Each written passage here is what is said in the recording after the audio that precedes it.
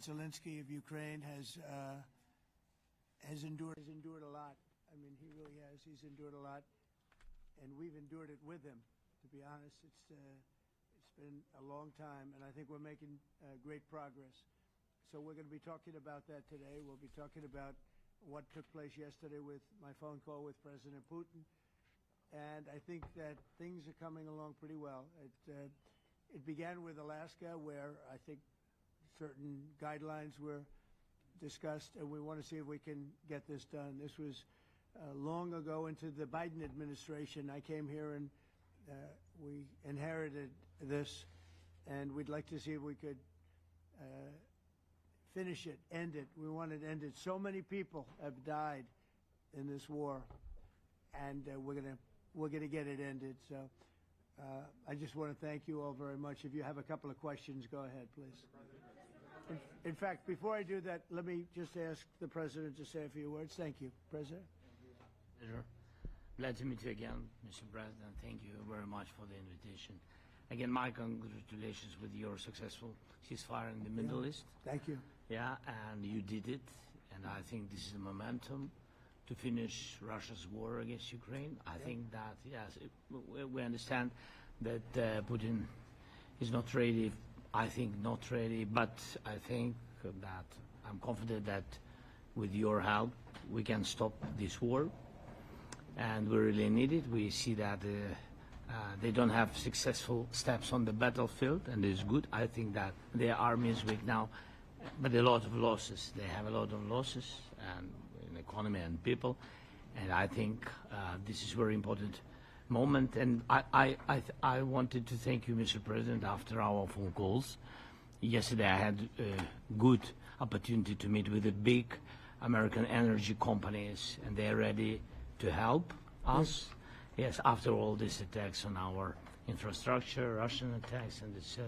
And I had also meetings, thanks to your team. We had meetings with a good military companies. We spoke about air defense, and I want to share it after with details where we are. Thank you. Thank you so much. Thank you Mr. very President. much. Mr. President. Very good. And I think it looks beautiful in his jacket. Yeah? It's a beautiful. I hope people notice. It's a good. It's actually very stylish. I like it. President Trump. Yeah, please go ahead. Under the Biden administration, the White House was fearing of the possible escalation. They were not allowing the Ukrainians to strike into Russia, fearing of this escalation. Yeah.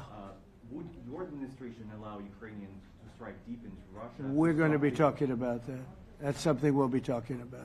You're right. It's an escalation, but we'll be talking about that. Mr. President. Will President Zelensky join you in Hungary to meet President Putin? Because it's a leader that we like. We like Viktor Orban. He likes him. I like him. It's a country that's a safe country. Done a very good job.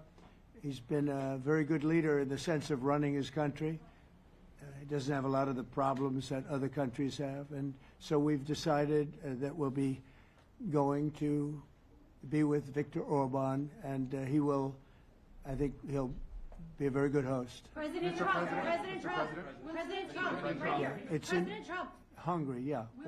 We're doing Hungary, yeah. With Putin. Trilateral meeting, or is it just you and Putin? To be determined, but I would say most likely it's going to be a double meeting. It'll be a double meeting, but we will have the President, Zelensky, in touch. There's a lot of bad blood with the two presidents, and I'm not speaking out of turn when I say it. It's a very difficult situation.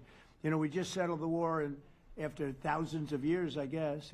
People say anywhere from 500 to 3,000 years, and I was in rooms, as you saw, because you were with me, a lot of you were with me last week, with leaders that didn't like each other, but they were able to get along. These two leaders do not like each other, and we want to make it comfortable for everybody. So one way or the other, we'll be involved in threes, but it may be separated. President Trump. Mr. President. President Trump. Was he what? Where are you from? From Ukraine. Actually, Okay, good. Good, yeah. What if President Putin doesn't agree to peace in Hungary? What do you do then? Well, let's see what happens. I mean, you know, what if? I think he will. I think that President Putin wants to end the war, or I wouldn't be talking this way. I think he wants to end the war. I spoke to him yesterday for 2.5 hours. We went through a lot of details. He wants to get it ended. I think that President Zelensky wants to get it ended. Now we have to get it done. President Trump, Kara Castronova from Lindell TV. And although I love asking you questions, today my question is for President Zelensky Sure. of Ukraine. Go ahead, please. Thank you. Our President Zelensky, President Trump, just brokered a peace deal in the Middle East that all Americans, both sides of the aisle, are very proud of.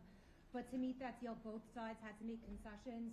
Our president has stuck out his neck in many ways to make a peace deal for your war as well. What specific concessions are you willing to make to end this war with Russia? Will you give up joining NATO? Americans have foreign war fatigue, and our president, as he said, we need our tomahawks too. To me. Yes, you, Okay. President Zelensky. Thank you What very much. concessions will you make? That's some question, right? So many Thank questions you. in one. Thank you very much for your question. First of all, I think we need to sit and speak. The second point, we need ceasefire. Even now, you see in the Middle East, it's very difficult to hold ceasefire. Everywhere, in every war, it's very difficult. We want peace. Putin doesn't want. That's why we need pressure on him. We will speak with President today what we need. We understand what we need to push Putin to negotiation table. And as I said previously, so we are ready to speak in any kind of format, bilateral, trilateral, doesn't matter. Matter just peace. This is important. And we don't speak about NATO or NATO. For Ukrainians, it's very important. Of course, it's our decisions of allies to decide where we are. But are you willing to give up Yes, but joining the NATO? most important thing for people in Ukraine, which are under each day's attacks, to have really strong security guarantees. NATO is the best, but weapon is very important. Allies on our side is very important. And between us, for us, bilateral security guarantees between me and President Trump is very important. I don't know, we didn't speak with details about it, but this is the most important document because the United States is very strong. Sir, President Trump, you are the middleman right now, hoping to end this conflict. Who is doing a better job negotiating, President Zelensky or President Putin? I think they're both doing a great job in that sense. We have to get it done. We've got to take some of the hatred of each other. You know, they don't like each other. I say that in front of President Zelensky, but I say it in front of President Putin too. They have tremendous bad blood. It really is what is holding up, I think, a settlement. I think we're going to get it done, and we have to make it long-lasting. As I said in the Middle East, everlasting, right? Everlasting. And the Middle East is a much more complicated situation. You know, we had 59 countries involved, and every one of them agreed. And it's, you know, it's sort of amazing. Most people didn't think that was doable. This is going to be something I really believe that's going to get done. I had a very good talk yesterday with President Putin. I think he wants to get it done. And President Peter? Zelensky, right behind you. When we were in Israel with President Trump earlier in the week, we heard a lot about the difference in diplomacy between President Trump and President Joe Biden before him. What do you see as the biggest difference in diplomacy between President Trump and President Biden? President Trump has a big chance now to finish this war. President Biden now is not the president, so he doesn't have a chance to finish this war. And President Trump is really showed for the world that he can manage ceasefire in Middle East, and that's why I hope that he will do this, and we will also have such big success. For Ukraine, it's a big chance, and I hope that President Trump can manage it. I would say the biggest difference is one is extremely competent and the other one is grossly incompetent. Mr. President. Sir, Mr. President. Sir, a few weeks ago in New York, when you two met, you said that you think Ukraine could ultimately take back all the territory that it's lost so far. Do you still think that's the case, or do you think there'll have to be some sort of You swap never of know. territories? Look, you know, war is very interesting. You never know, do you? You just never know. With war and peace, but you never know. Are you ready? President Missile. Please. Russia calls Tomahawk supply to Ukraine as an escalation, yet it continues using similar cruise missiles like Caliber and Yeah. even... Who are you with? Who are you with? Ukraine. You, Ukraine? Yeah.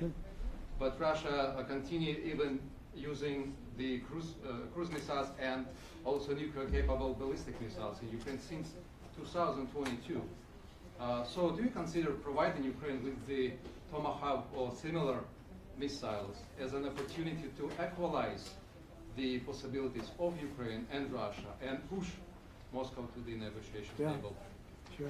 We're going to be talking about that. That's why we're here. Okay? Fair question. Exactly as he told you to say it. But we're going to be talking about it. Okay? Yeah, please. Mr. President. Message to India and Hungary, who is still refusing. You said India and Hungary? That's an India interesting. And Hungary. India and refusing Hungary. to It's an stop interesting buying- combination. Refuse to stop buying Russian oil. Well, India is not going to be buying Russian oil anymore. And Hungary is sort of stuck because they have one pipeline that's been there for years and years and years, and they're inland. They don't have sea. They don't have sea. And I spoke with the very great leader of Hungary, and they are, you know, it's very hard for them to get oil. I understand it. Hungary's in a very interesting position because they can't have ports. You know, they're surrounded by land. So we'll see what happens there. But India will not be buying oil from Russia. And they've already de-escalated, and they've more or less stopped. They're pulling back. They bought about 38% of the oil, and they won't be doing it anymore. Mr. President Trump has been helping you in achieving peace in Ukraine. Who has? First Lady Melania Trump Yeah. has been helping in returning abducted Ukrainian children from Russian captivity. President Zelensky, do you appreciate those efforts? How do you assess them? And did you ask her to step in to help you? No, she wanted to do it. She felt very strongly about the children, and she's done a really good job, I think, in bringing it to the fore. You know, we have a lot of children involved. Now, it's some people say it's 20,000, and some people say it's 300. There's a big difference between that, so nobody really knows. But she felt very strongly about the children. She thinks about the children all the time. President Trump, if you okay Tomahawks to Ukraine, what's going to happen if the United States is in a conflict and we need the Tomahawks? Well, that's a problem. We need Tomahawks, and we need a lot of other things that we've been sending over the last 4 years to Ukraine. We've been, you know, we gave them a lot. Now we have a different situation. We send it to the European Union. They pay for it and all that, and they have plenty of money. But it's beyond the money. You know, we need Tomahawks, and we need a lot of other weapons that we're sending to Ukraine. One of the reasons we want to get this war over is exactly that. It's not easy for us to give. You're talking about massive numbers of very powerful weapons. So that's one of the things we'll be talking about. Hopefully they won't need it. Hopefully we'll be able to get the war over with without thinking about Tomahawks. I think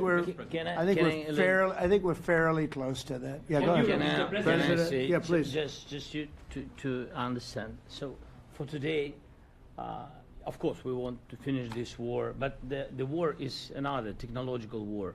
You don't use just Tomahawks. If you want to target a military goal, you need thousands of drones.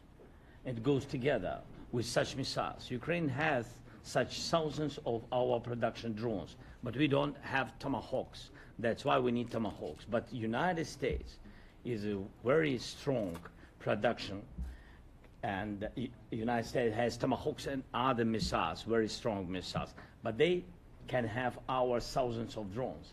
That's why where we can work together, where we can strengthen American production. And so just so that I understand, so you're suggesting kind of a trade. If President Trump okays Tomahawk missiles to help you, launch Yes, it's into about Russia, military goals. then It's you only would about let- military goals. Right, but then you would authorize some kind of an exchange where Yes, of course. the U.S. gets Yes, we Ukrainian- have proposition. Yeah, And we have big proposition President- with our drones. President Yeah. Trump, I don't mean to be brokering an arms deal here, but is that something that you would be interested in, Ukrainian drones? We are, yeah, we would. We have a lot of drones right now. We build our own drones, but we also buy drones from others, and they make a very good drone. I mean, drone warfare has really come to the fore over the last couple of years because of this war. I will say, there's nothing like the jets. You know, we knocked out a lot of drones in Israel. We were knocking them out for Israel, and we were doing it with extremely fast and powerful jets, following the drones and knocking the hell out of them. So, it's, you know, we know a lot about the drones, and we know a lot about the great jets, the great ones. The ones, well, and the B-52s, which were totally they were stealth. They were undetectable. So we have a lot of different weapons. And, you know, I have an obligation also, though, to make sure that we're completely stocked up as a country, because you never know what's going to happen. In war and peace, right? You never know what's going to happen.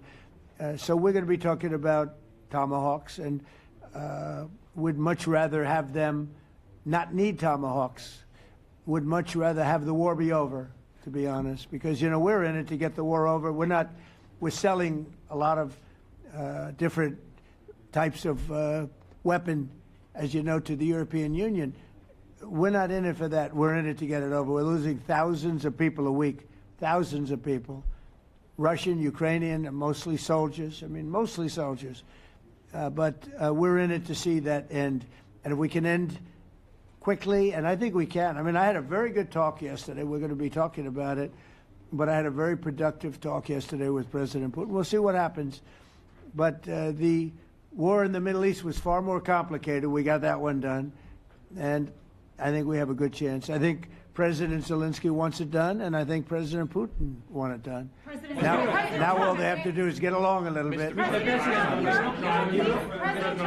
Can you give us an update on the trade negotiations with China, or perhaps Secretary Bessent? Yeah, I will, and I'm going to let Scott do that. But I think we're doing very well. I think we're getting along with China.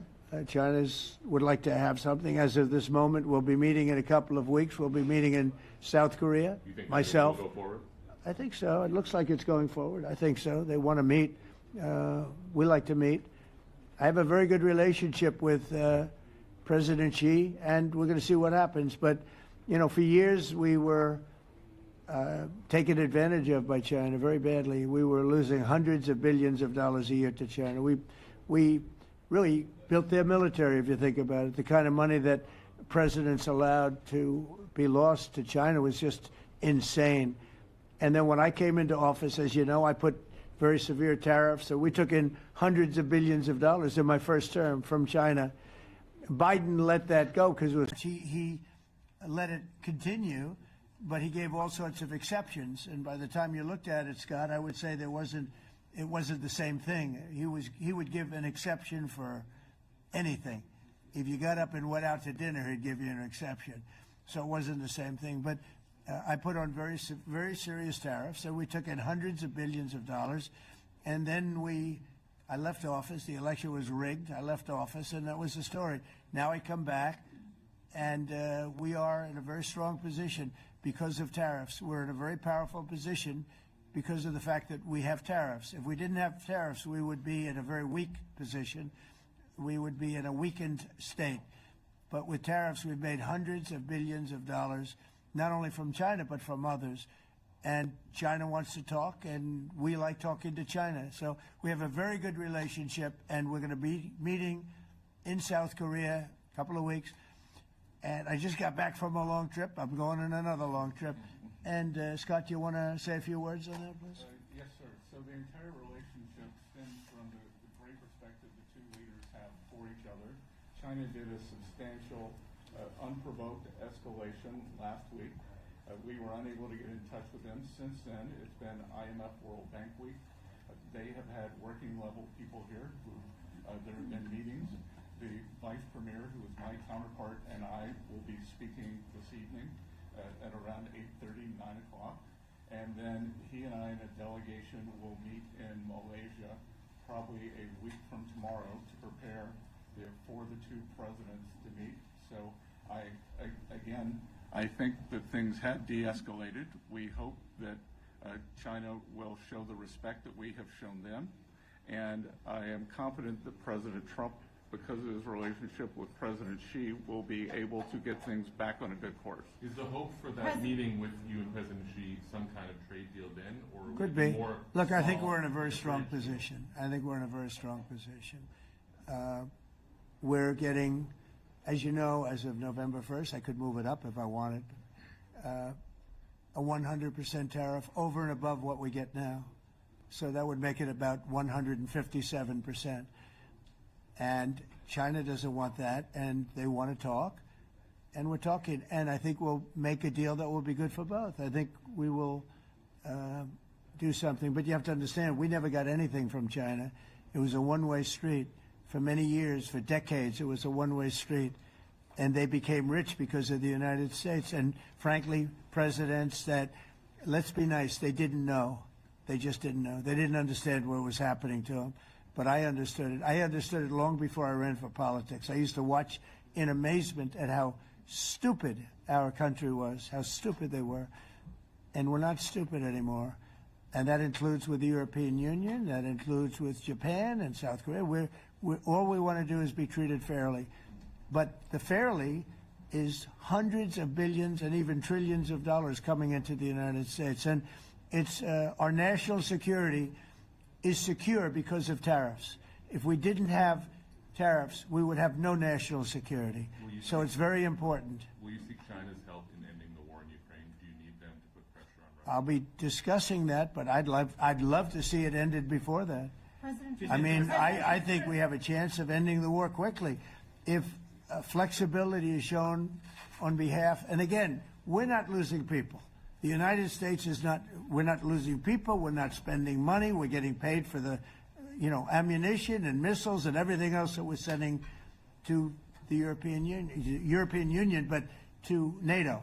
But it's very similar. If you look at the countries, I mean, it's very similar.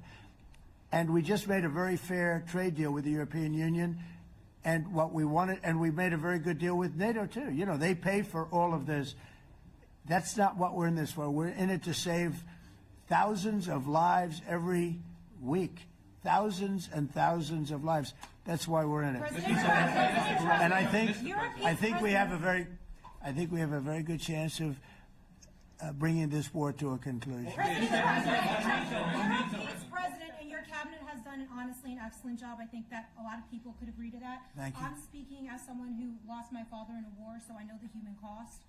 What would your advice be to American leaders, to world leaders, to neocons, to TV hosts who often speak about conflict in abstract or strategic terms rather than the human cost and the human terms? Look, my only statement is we have to get together. It's a very small group of people.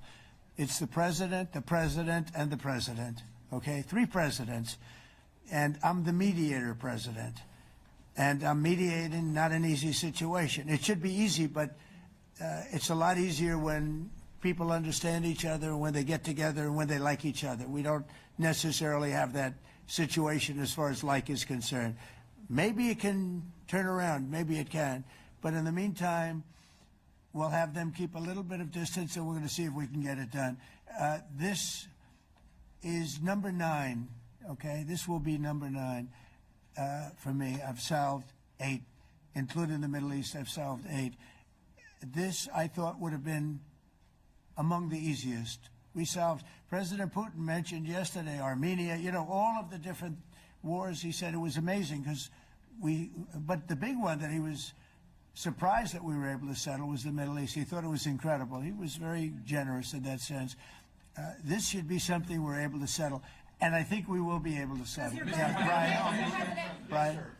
On that note, you will go down as the peacemaker, no doubt, and you will resolve this war. Well, we resolved 8 others. It's funny how people say that. If you get this one, every time I do one, they forget about that one. I solved 8 wars. Go to Rwanda and the Congo, talk about India and Pakistan. Look at Thailand. Look at all of the wars that we solved.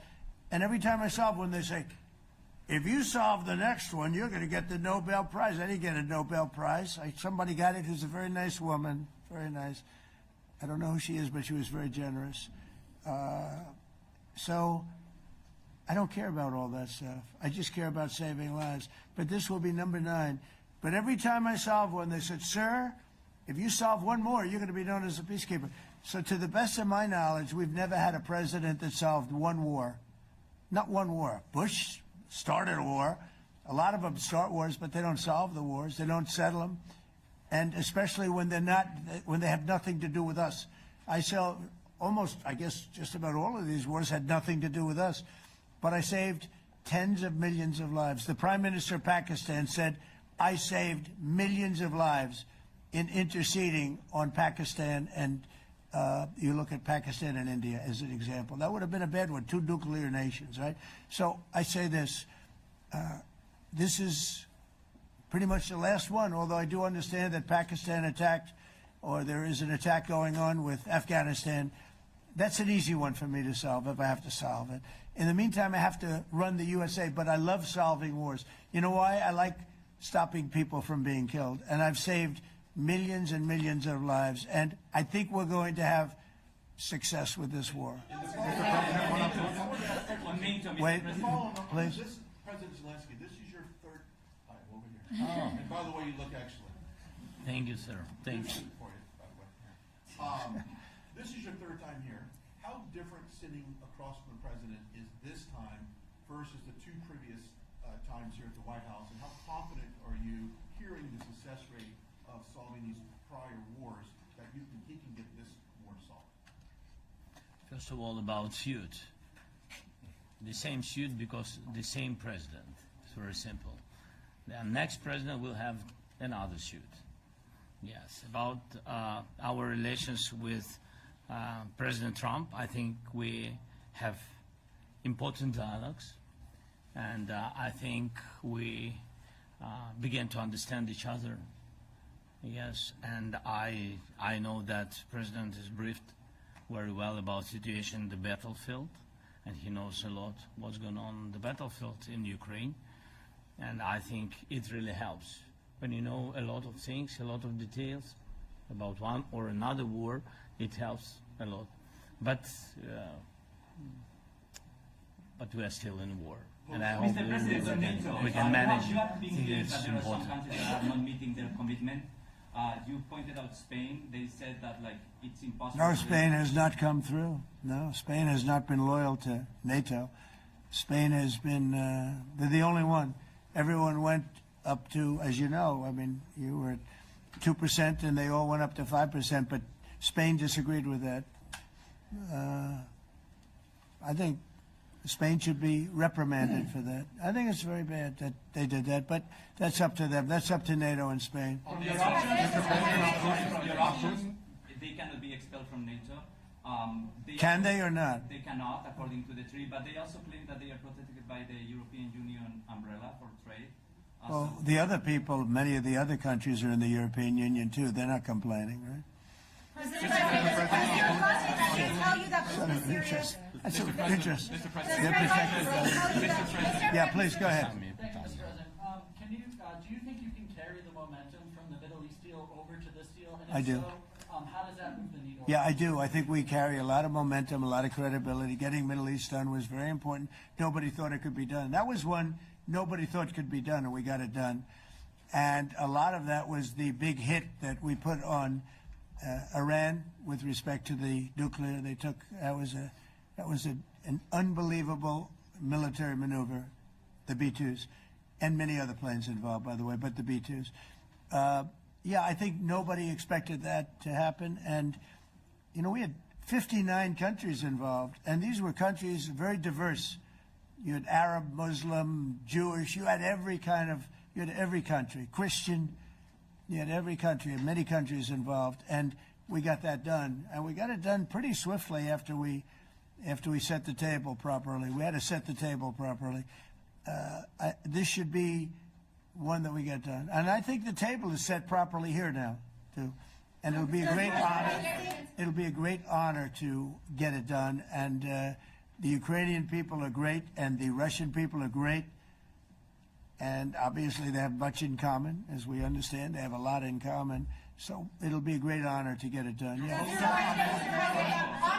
On Venezuela, there are survivors from your latest boat strike. What happens to those survivors? Well, I'll ask Marco to discuss that possibly.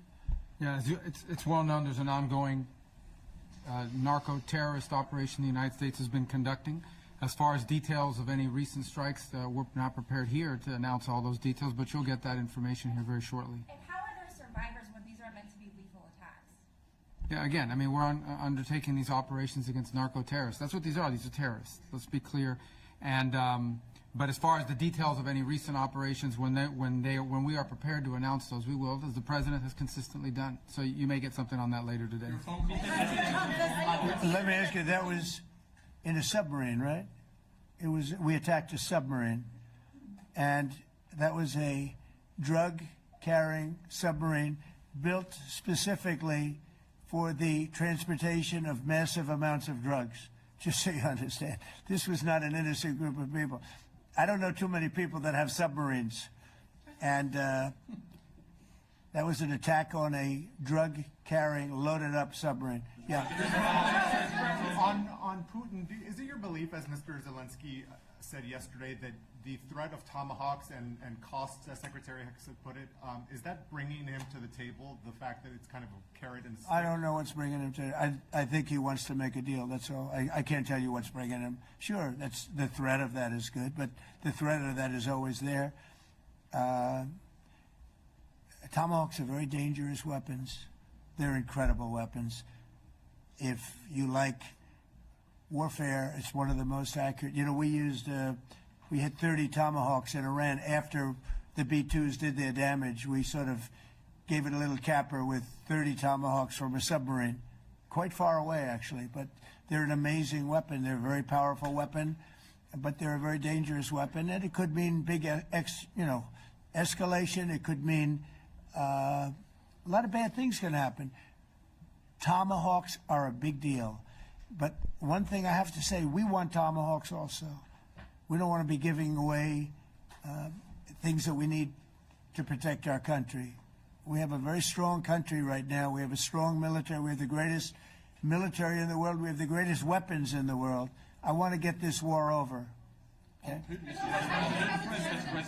Putin-Trump tunnel to connect Russia and Alaska. Are you interested? I just heard about it. A tunnel from Russia to Alaska. I just heard about that one. That's an interesting one. We'll have to think about that. I hadn't heard that. We just did a nice road in Alaska. It's going to get us to a lot of minerals, and we have a piece of it, a good piece of the ownership because of the fact we made it possible. But this came up yesterday, a tunnel from Russia to Alaska. That's an interesting. What do you think of that, Mr. President? Do you have any ideas? How do you like that idea? I'm not happy with this. I don't think you're going to like it.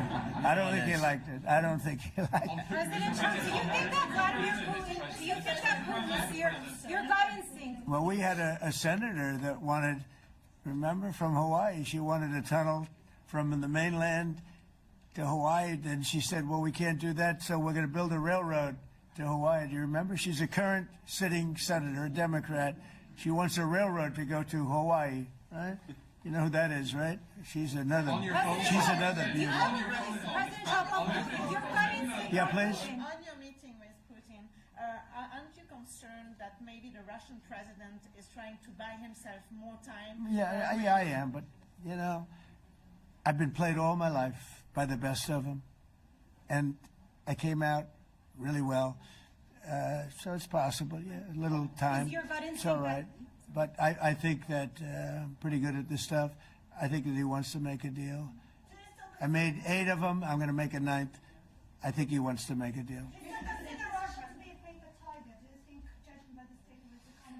Well, I think that he should have won the war in a week.